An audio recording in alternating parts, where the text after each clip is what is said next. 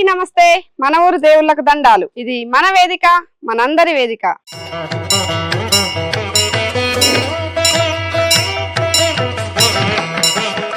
ఈ రోజు మనం చూడబోతున్నది అతి పురాతనమైన స్వయంభూ శ్రీ లక్ష్మీ నరసింహస్వామి వారి ఆలయం. ఈ ఆలయం యాదాద్రి భువనగిరి జిల్లా మోత్కూరు మండలం భుజ్లాపురం నందు కలదు.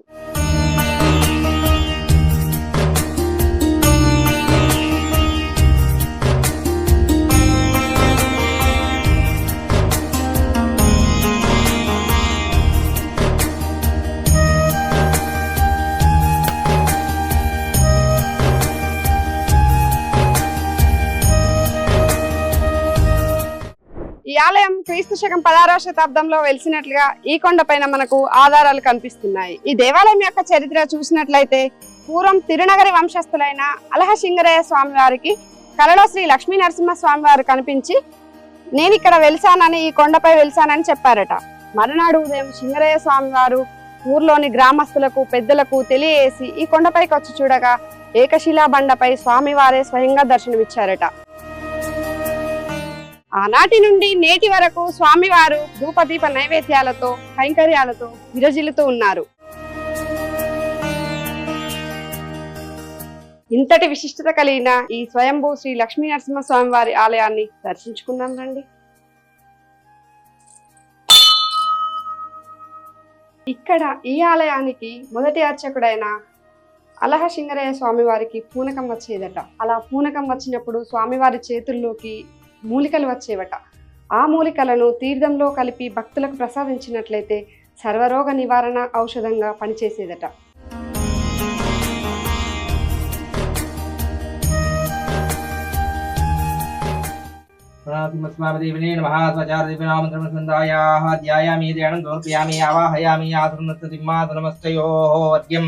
ఆదయో బాధ్యం దోర్పయామి దంతధావనం దోర్పయామి చిప్లాలేపనం గండూషణం శుద్ధోదకష్టాన శుద్ధాజ్మణియ స్వర్ణపలంకారణానావిధాపుష్పాణి దోర్పయామి పుష్పై పూజయామి. ఓం నారసింహాయ నమః, ఓం మహాసింహాయ నమః, ఓం ఉగ్రసింహాయ నమః, ఓం సర్వాద్భుతాయ నమః, ఓం యోగానందాయ నమః, ఓం రౌద్రాయ నమః, ఓం సదాశివాయ నమః, ఓం హిరణ్యకశిపుదంశిన్నే నమః, భక్తప్రీడాప్రీణే నమః. నానావిధాపుష్పాణి దోర్పయామి పుష్పై పూజయామి.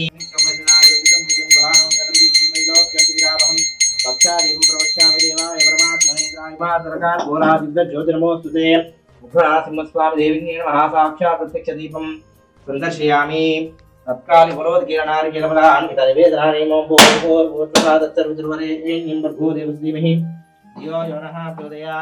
నివేదనాన్ని సమర్పయామి. మధ్య మధ్య ఉదకపాని మంత్రభూషానామస్త్రవృక్షాలం పాదవృక్షాలను సమర్పయామి. కర్పూర దివ్యమంగళ నీరాజనం పల్లాండ్ పడైపోరు పక్కు మజంకు ముప్పాంట పల్లాండే. గోవింద మహాసింహాయ నమః, ఓం దివ్యసింహాయ నమః, ఉగ్రసింహాయ నమః, ఓం సర్వాద్భుతాయ నమః, ఓం యోగానందాయ నమః, రౌద్రాయ నమః.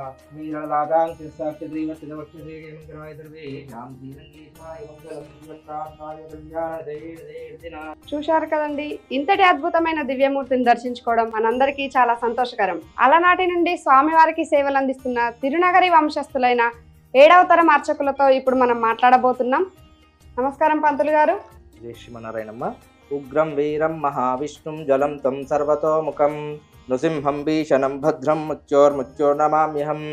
ఓం నమో నారసింహాయ నమః. అమ్మ, నా పేరు నవనీతాచార్యులు. మాది యాదాద్రి డిస్టిక్ మోత్కూర్ మండలం భుజ్లాపురం గ్రామం.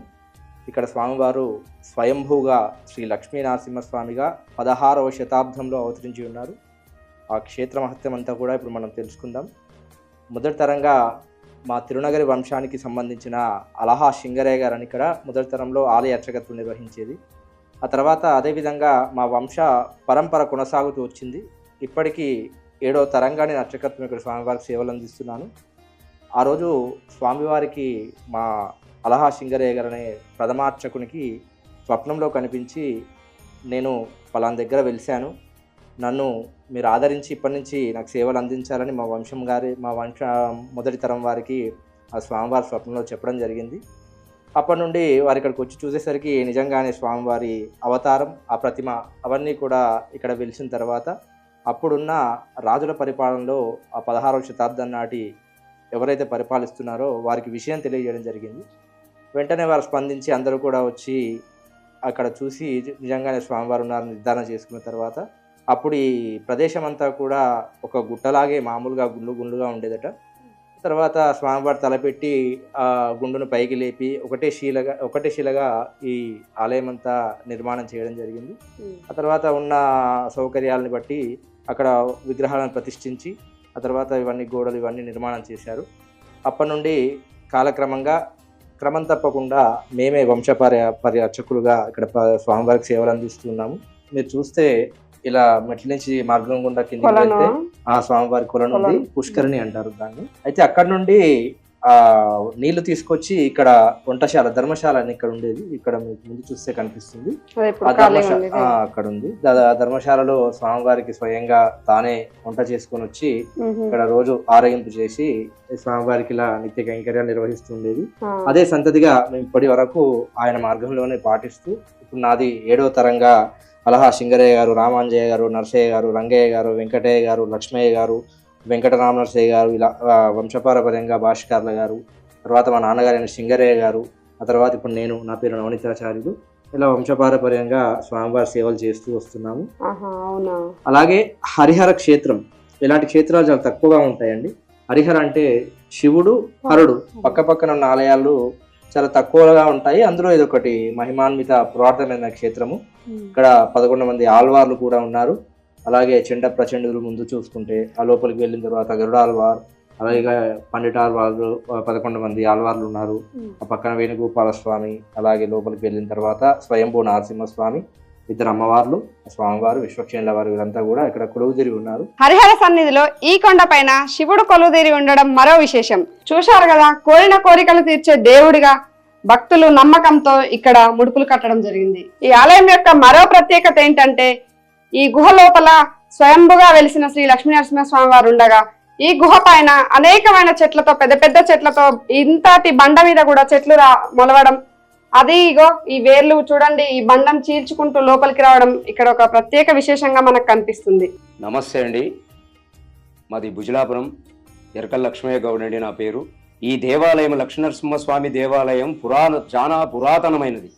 ఇప్పటిది కాదు, కనీసం 16వ శతాబ్దంలో స్థాపించడం జరిగింది. అలహా సింగరయ్య గారని ఒక అర్చకుడు ఉండేవాడు. ఆయన గాంక పూనకం వచ్చి గాంక స్వామివారిని ఇట్లా వేడుకుంటే వెంటనే అక్కడ నిలిచినటువంటి ఆ గుంతల నుండి ఆ మూలికలు గాంక ఈ వచ్చిన భక్తుల గాంక ఇచ్చినట్టుకుంటే సంతానం కలిగిన వారికి సంతానం కలిగేది.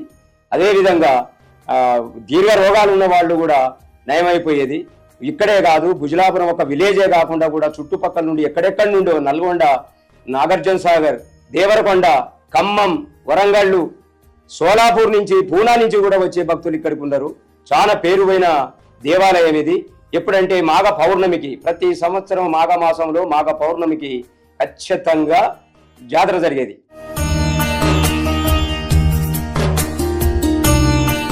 ఈ ఆలయ సన్నిధిలో మొదటి పూజలు అందుకునే విఘ్నేశ్వరుడు ఇక్కడ కొలువుదీరి ఉన్నారు. ఇప్పుడు మనం దేవాలయం ఎదురుగా ఉన్న స్వామివారి పాదాలు చూస్తున్నాం. ఇక్కడ స్థానికులు తెలిపిన ప్రకారంగా ఉగ్రరూపం దాల్చిన నృసింహుడు వేములకొండ నుండి ఈ కొండపైకి, ఈ భుజలాపురం కొండపైకి వచ్చి ఈ పాదముద్రలు మనకు సాక్ష్యాలుగా కనిపిస్తున్నాయి.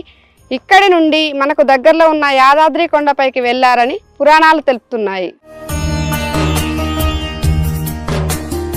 ఈ బండపై భైరవుడు కొలువుదీరి ఉన్నాడు. ఈ భైరవుని కొలిచినట్లయితే సంతానం లేని వారికి సంతాన ప్రాప్తి కలుగుతుందని భక్తుల నమ్మకం. అంగరంగ వైభవంగా స్వామివారి జాతర ఫిబ్రవరి మాసంలో మాఘ పౌర్ణమి రోజు నుండి ఘనంగా స్వామివారికి బ్రహ్మోత్సవాలు నిర్వహించబడతాయి. ఈ కొండపై ఉన్న గోపురం శంకుచక్రాన్ని దర్శించుకుందాం. ఈ శంకుచక్రమే భక్తుల రక్షణార్థం కొలువై ఉంటుందట. ఈ స్వామివారి దేవాలయం చాలా పురాతనమైంది కాబట్టి దీన్ని దృష్టిలో పెట్టుకొని చాలా శిథిల వ్యవస్థలో ఉన్నది ఈ దేవాలయం. కాబట్టి ప్రభుత్వం కూడా దీన్ని దృష్టిలో పెట్టుకొని దీన్ని డెవలప్ చేసి చాలా పునర్నిర్మాణం కూడా చేయగలిసిందిగా కోరుతున్నాం. గరుడ స్తంభం కూడా చాలా శిథిలమైపోయింది, అది కూలిపోయే పరిస్థితిలో ఉంది. సత్రాలు కూడా కూలిపోతున్నాయి, అన్నీ ఎక్కడిక్కడ కూలిపోతున్నాయి. భక్తులు వచ్చినప్పుడు, వర్షాలు పడ్డప్పుడు భక్తులు కూడా చాలా ఇబ్బంది కలుగుతున్నది. దీన్ని దృష్టిలో పెట్టుకొని చాలా డెవలప్ చేసి ఇక్కడ అన్ని రకాలుగా వాటర్ సోర్సెస్ కూడా చాలా మంచిగా కల్పించి వచ్చే భక్తులకు. ఇక్కడ మెట్ల అంటే మామూలుగా మెట్లు ఉన్నాయి, ఇక్కడ కొనేరు లేదు. వాస్తవంగా స్నానాలు చేసేటందుకు కొనేరు కూడా లేదు. ఈ కొనేరు కూడా నిర్మాణం చేపట్టి దీన్ని మంచిగా డెవలప్ చేయాలని కూడా ఈ ప్రభుత్వాన్ని కోరుకుంటున్నాను. ఇక్కడికి వచ్చిన నాయకులు కానీ ప్రతి ఒక్కరు కానీ అంతకుముందు ప్రభుత్వాలను కూడా వేడుకున్నాం. మేము భక్తులం, గ్రామస్తులము వేడుకున్నా కూడా ఎక్కడేసిన గొంగలు అక్కడనే ఉంది తప్ప ఇక్కడ ఏం జరుగుతలేదు. కాబట్టి దయచేసి మీరందరూ దీన్ని దృష్టిలో పెట్టుకొని ఇది జరగాలని కోరుకుంటున్నాం. భక్తులు కూడా మీ ఒక దయాభక్తితోని ఎంతో కొంత సాధ్యమైనంత వరకు, మేము గింతాగంతా డిమాండ్ చేస్తలేము, దేవాలయం కోసం కాబట్టి మా సొంత ఇంట్ల కోసం మేము అడగడం లేదు, దేవాలయం కోసం కాబట్టి మీరు కూడా భక్తులంతా శ్రద్ధతో, ఎందుకంటే మీ కులదైవం కాబట్టి ప్రతి ఒక్కరూ మా కులదైవం అని చెప్పుకుంటున్నారు తప్ప ఇక్కడ ఏం చేయడం లేదు. దయచేసి మీరందరూ కూడా సహకరించి ఈ దేవాలయాన్ని పునర్నిర్మాణం చేసేటందుకు మీరు మీ చేతులతో ఎంతో కొంత డొనేషన్లు ఇచ్చి ఈ దేవాలయాన్ని నిర్మాణం మంచిగా జరపాలని కోరుకుంటూ, అదేవిధంగా ఇక్కడ మేము ప్రజలం కూడా మేము సాధ్యమైనంత వరకు మేము సహకరిస్తాం, మేము ముందుంటాం. మీరు కనుక ముందుకు వచ్చి ఉన్నట్టుంటే మేము మాత్రం ముందుంటాం అనేది కోరుకుంటూ మీ అందరికీ నమస్కరిస్తున్నాను. మనవరి దేవుళ్ళు అనే ఒక చక్కటి కార్యక్రమాన్ని మన వేదిక ఛానల్ వారు తీసుకొస్తున్నారు. చాలా సంతోషంగా ఉంది. మీ ద్వారా ఇలాంటి గ్రామాల్లో శిథిలావస్థలో ఉన్న చిన్న చిన్న ఆలయాలన్నీ కూడా మరమ్మతు చేసుకొని మీ ద్వారా ఎంతో కొంత ఆలయాలు కూడా అభివృద్ధి అవుతే మేము చాలా సంతోషిస్తామండి. హిందూ ధర్మాన్ని కాపాడడానికి మీరు చేస్తున్న కృషి మాకు ఎంతో సంతోషంగా ఉంది. నరసింహస్వామి ఆలయం ఇంకొకటి ఊర్లో 1 కిలోమీటర్ దూరంలో ఈ స్వామివారికి ఉపాలయం కూడా ఉంది. కళ్యాణం జరిగినప్పుడల్లా అక్కడ నుండి ఇక్కడికి షావ వచ్చి ఇక్కడ మండపం దగ్గర కళ్యాణం చేసుకుని మళ్ళీ కళ్యాణం తదనంతరం ఇక్కడ దర్శనం ఇచ్చి స్వామివారిని తీసుకెళ్లి మళ్ళీ షావ ద్వారా భక్తులంతా కూడా స్వామివారిని మోసుకుంటూ తీసుకెళ్లి ఊళ్ళో పెడతారు. అయితే ఈ ఆలయానికి చాలా ప్రసిద్ధి ఉన్నప్పటికీ కూడా వెనుకటి నుండి మేము ఎన్ని తరాల నుంచి సేవ చేస్తున్నామో అప్పటి నుండి కూడా భక్తులు అలాగే వస్తున్నారు. వారు కూడా వారికి తోచిన విధంగా ఏదో సహాయ సహకారం చేస్తున్నారు. కాకుండా ఇక్కడ భక్తులు వచ్చినప్పటికీ అన్ని సౌకర్యాలు లేక చాలా ఇబ్బందులు పడుతున్నారండి. ముఖ్యంగా కింద స్వామివారి పుష్కరిణి అప్పుడు కూడికంతా కూడా కూడిపోయింది, శిథిలావస్థలో ఉంది. అలాగే ఇక్కడ వర్షం వస్తే లోపలికి నీళ్ళు వస్తుంటాయి. అలాగే ఇక్కడ షెడ్లు లేవు సరిగ్గా. భక్తులకు ఎలాంటి సౌకర్యాలు కూడా కొంచెం ఇబ్బందికరంగా ఉంది. ఉత్సవాలు ఇక్కడ స్వామివారికి ఫిబ్రవరిలో వసతులు చాలా ఇబ్బందిగా ఉంది. ఇదంతా మాకు చాలా సంతోషదాయకంగా ఉంది. మీరు ఇంత సమయం కేటాయించి మా కోసం మన వేదిక ఇంత పురాతన ఆలయాలన్నీ కూడా వెలికి తీసే ప్రయత్నం చేస్తున్నారు.